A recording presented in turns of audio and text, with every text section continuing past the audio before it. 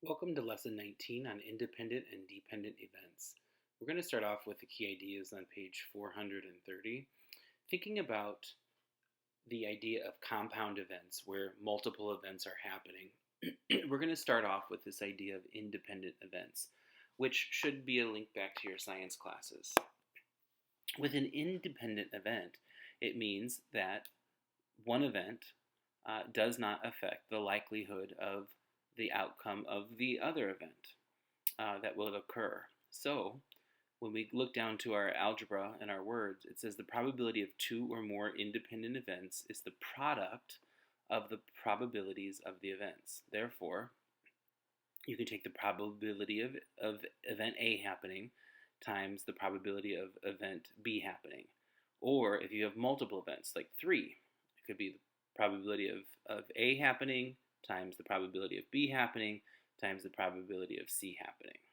All right, let's take a look at example 1 on page 430.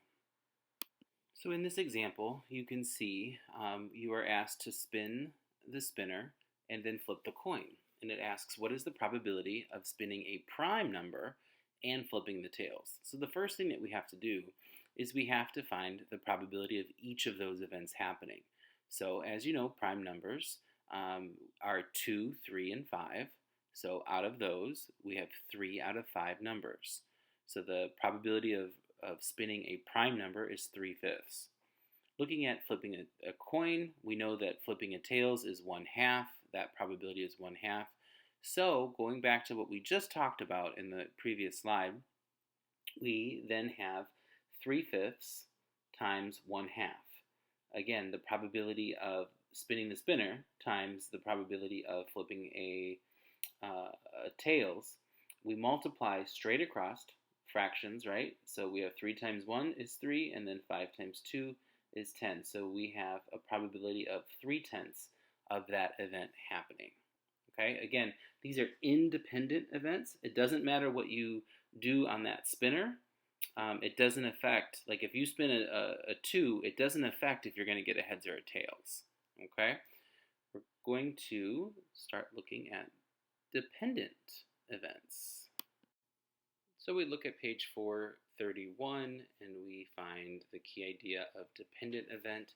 And this is where the first event is going to cause a change or does affect the likelihood of the second event happening or the third event. And so in words, the probability of two events, two dependent events, A and B, is the probability of A times the probability of B after A occurs. And so with this, for example, if you are taking pieces of candy out of a jar and they're different colors, when you take one out, obviously you're not going to put it back in, right? You're going to eat that piece of candy. So if you start with 5 pieces of candy, and then after you eat the one, now you're down to 4. So then the second probability changes, and so that's what we have to keep in mind here.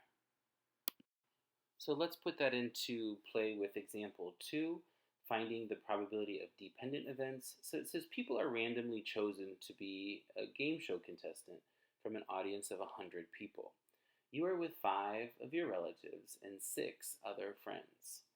What is the probability that one of your relatives is chosen first and then one of your friends is chosen second? So, first, we have to look at this. Choose an audience member changes the number of audience members left. So the events are dependent. So after you choose that first one, right, now you only have 99 to choose from. And so the probability of a relative is 5 out of 100. Pretty simple, straightforward, what we've been doing. When we look at this next one, right, probability of a friend, there were 6 friends. However, one of your relatives was chosen, so now there's only 99 people in that audience. Okay, so they simplify that to 2 out of 33. And so the probability of first a relative being chosen and then second a friend being chosen is going to be 1/20th times 2/33. When you multiply, you end up with 1 out of 330 chances, which is about 0.3%.